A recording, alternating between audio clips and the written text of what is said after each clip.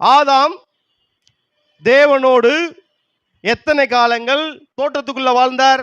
ஆதாம் Eden தோட்டத்துக்குள் தேவனோடு எத்தனை வருஷம் வாழ்ந்தான்னு தெரியல. ஆனா ஏனோக்கு ஏதேன் தோட்டத்துக்கு வெளியே தேவனோடு 300 வருடங்கள் வாழ்ந்தார். ஹல்லேலூயா. ஆதாம் தோட்டத்துக்குள்ள கொஞ்ச நாள் தான் வாழ்ந்திருக்கலாம்.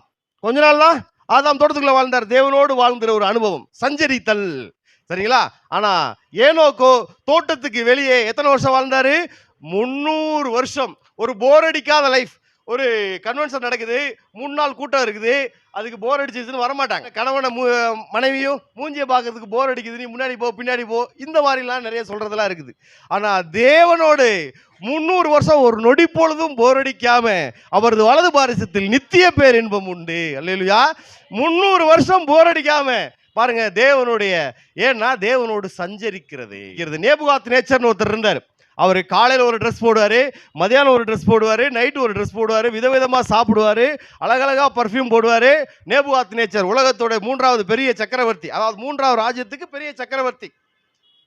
காலையில் ஒரு ட்ரெஸ், மதியானம் ஒரு ட்ரெஸ், காலையில் ஒரு விதவிதமா நான் கட்டின மகாபாபிலோன் அல்லவான்னு தள்ளப்பட்டு எதோட சஞ்சரித்தான்? மிருகங்களோடு. காலை மாலை இரவுலாம் விதவிதமா ட்ரெஸ் போட்டவன் ட்ரெஸ் இல்லாம நடந்து போயிட்டு இருக்கிறான்.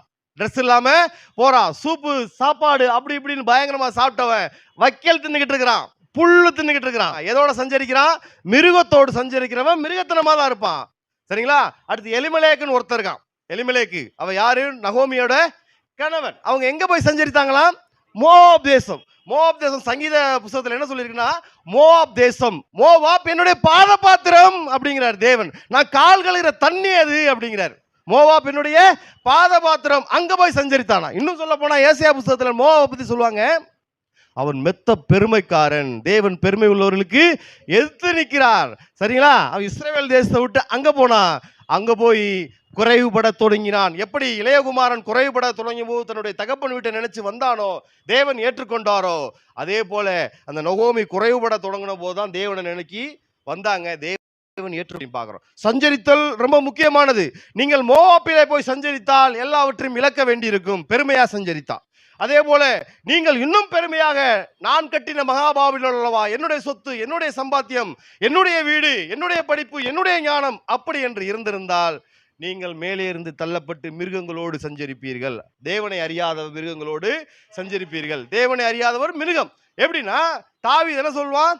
இந்த விருத்த சேதனம் இல்லாதவன் என்னோடு எப்படி போருக்கு வரலாம் அப்படின்னு சொல்லிட்டு அவனை நாயை போல எண்ணுவான். சரிங்களா?